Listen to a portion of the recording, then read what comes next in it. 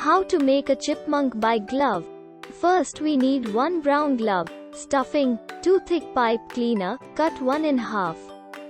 Thin yarn or embroidery thread, brown, dark brown, white, orange, and black. 1 wooden bead, fabric pen, scissors, needle. Flip the glove inside out. Draw lines with the fabric pen as directed in the diagram, and cut with scissors, after securing each part with a pin. Sew along the dotted lines, approximately 1/2 inch, 3 mm, from the seam with brown thread. Flip each part right side out.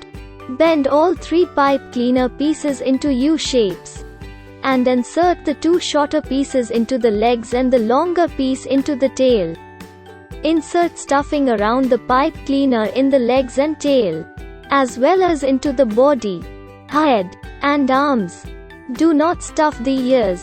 Use a running stitch and sew the body, arms, and tail, leaving a 6 inch, 5 mm border from the opening. Next, fold the opening inside, and sew the gathered area shut. Fold the back of the head in the following order: left, right, bottom, then top, like a caramel candy wrapper, and sew shut.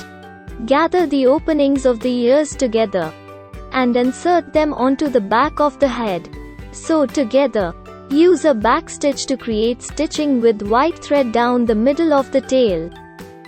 Create the same back stitch in orange and dark brown %6 inch, 1 cm, on either side of the white stitching. Sew the head, arms, and tail onto the body.